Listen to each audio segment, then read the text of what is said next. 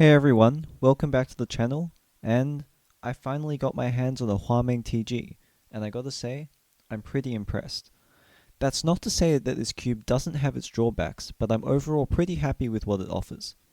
It's a very interesting combination of things we've seen before, combined to make something very unique.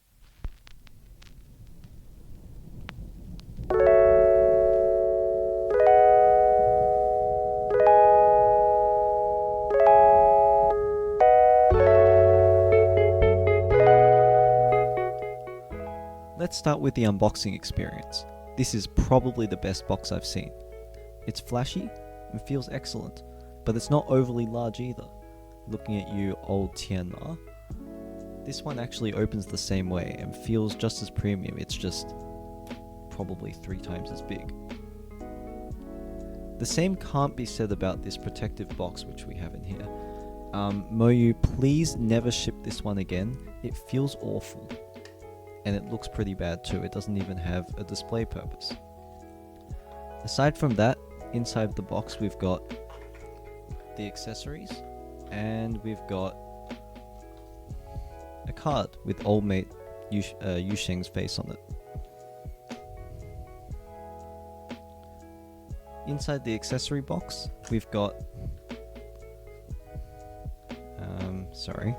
we've got some riveting bedtime reading material, and we've got the all-important adjustment tool. More on this one later. Now we get onto the cube itself. First impressions, I personally don't like this frosted finish. I'm not sure if you can see, but it's more similar to the Meilong cubes, like this Meilong 3M V2, than say the frosted tiles on the Worm 21. This one is a lot shinier and feels a lot smoother. You could get the UV coated version to get around this problem, but then you run into the issue of potentially chipping. I might try the aluminium polish trick on mine, but we'll see how that goes later. Other than that, cube feels nice and solid, pretty strong, good build, doesn't creak. So, thumbs up from me. The turning feels very soft and crunchy, with a bit of a gummy feel. My best description would be it feels like a gummier and more elastic Tornado V3 Pioneer, at least on my settings. This might be a bit of a hot take, but I also think it feels a lot like a softer and less bumpy Tianma X3 Plus V3, when that cube has been slowed with silicone lube and softened with FZ Glide. Both have a similar gumminess that I think comes from the strong, small radius magnet systems, and they have a similar speed and flexibility. The weightiness to the turns is reminiscent of the Tianma 2, as both cubes have high momentum. That being said, the magnet adjustments have an excellent range, so you can really dial in both the speed and blockiness to your liking. The magnets never feel particularly tactile, as the bump is always rounded regardless of the setting. This is the biggest downside of the feel to me, as I prefer a cleaner magnetic feel. However, I still appreciate the fact that both piece and core magnet strength is adjustable. Out of the box, the cube is set to the loosest travel distance, loosest spring compression, and strongest piece and core magnets. I found this a little too slow and gummy, so the setup I've settled on is center travel 1, compression 2, core magnets 4, that's the third weakest, and piece magnets in the middle of 5 settings. Oh, and also, you don't actually need the tool to adjust center travel. It's easily adjustable with just your fingernails. That being said, the other downside of this cube is that it probably doesn't go quite as loose as it should. Just like the Tornado V3, adding lubes just makes it smoother and changes the speed. The feel doesn't change much, which is good if you like it, but bad if you don't. Hi there, just a friendly reminder to hit that subscribe button if you haven't already. In the next month, all of these cubes you see here will be getting ball core upgrades, so make sure you don't miss those. Anyway, that's all from me, back to the video. Before I get onto my thoughts on design and the smaller details of the cube, I'll answer the elephant in the room. Should you buy this cube? I personally don't see any glaring issues with it, so if you like the sound of the feel, then go for it. Compared to its direct competitor, the Tornado V4 flagship, this cube will require lighter turning, but at the same time will feel softer and gummier. The center travel adjustment on the Tornado V4 also offers more range, so if you like loose cubes, get that one over the TG. It also has less magnet adjustments, so you'll need to toss up how much you value the ability to adjust your core magnet strength. If you need more speed, the maglev versions of the TG are available, but at a ridiculous price. Seriously, why is there a $14 upcharge on maglev when it's a $5 upcharge on every other model?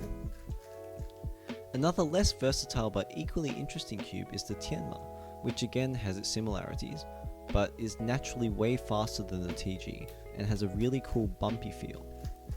Personally, I'll be sticking to my core magnetized Worm 21 maglev, as I prefer the tactile magnets and glidier feel, but the TG still gets a solid 8 out of 10 from me. I'll do a little sound test to cap off this segment of the video. To me, the TG found a sound similar to the Tornado V3, but a little louder and a little crunchier.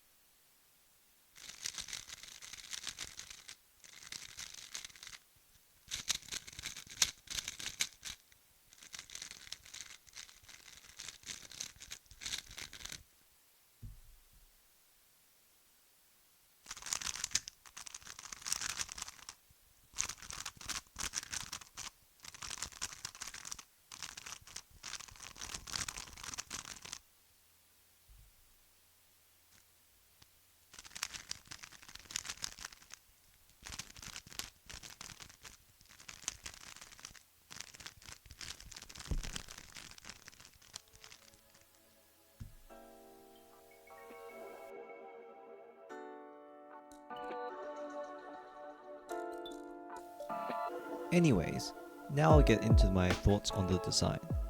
Aside from the 1620 different setting combinations that this cube has, it's also a very interesting combination of design elements.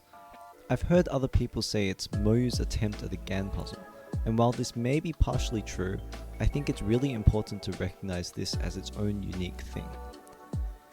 It has the hyper adjustability from the GAN 13 and 14, as you can see. It's got piece magnet adjustments and it's got corner magnet adjustments, and it even looks a bit like a GAN cube.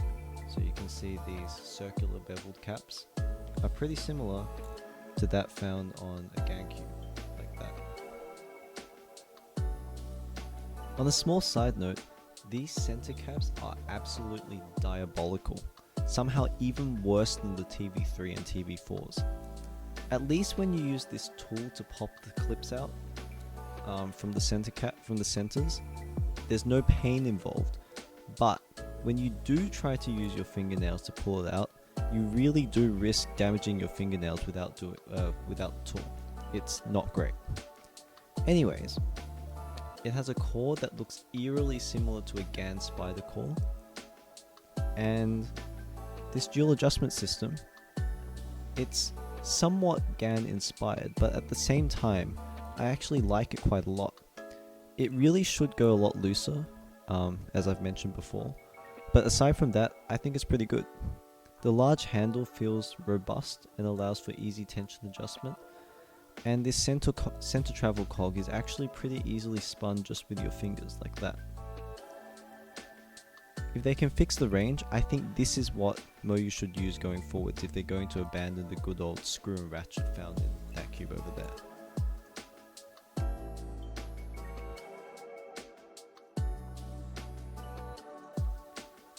In terms of piece design, I'll admit that before I got the puzzle, I also dismissed it as just another Weilong, or what the V10 should have been.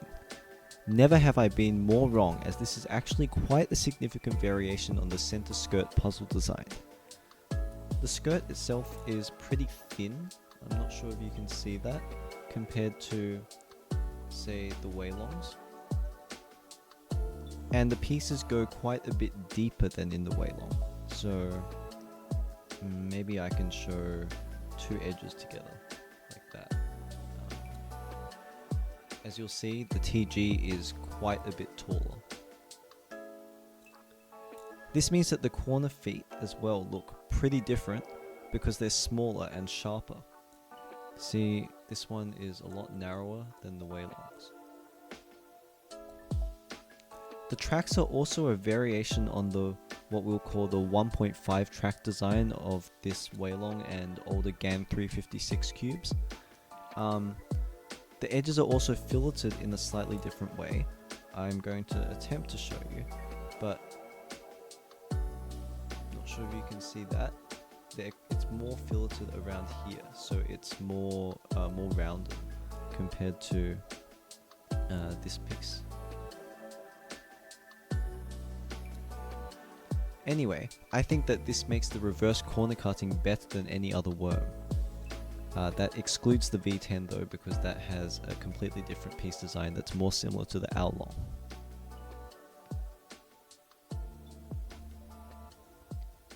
Now, this is where I think it gets interesting. This cube doesn't feel anything like a Huelong at all. It's way softer and doesn't have the clean and crisp feel of those cubes. What I think is causing this is the small radius ball core and high friction in the pieces, giving it a similar gummy magnetic feel to the Chi MS I core magnetized in my original video on ball cores. The Worm V9, Worm 21 and Tornado V3 all have larger ball cores than the TG and MS, so they have correspondingly larger magnetic dead zones. However, they also have stronger auto-align and feel more glidy. The Tianma has a similar gummy feel, but I think this is caused by the combination of strong corner feet to edge feet magnets and weak piece magnets instead. All in all, I find this cube very fascinating from a design perspective, and the overall product is very unique and very much in line with the previous Huameng. Solid, slightly scratchy, forgiving and rounded. The big difference here is the adjustability and flexibility, and in the maglev models the speed. But I think Moyu was right to give it the name that it has.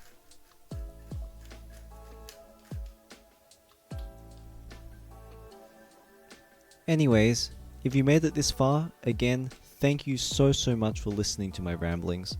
Time permitting, next month should be very exciting as I mentioned before, because I've got multiple core magnet mods to do and make shorter videos on, so stay tuned to that by giving the channel a subscribe. Catch you in the next one.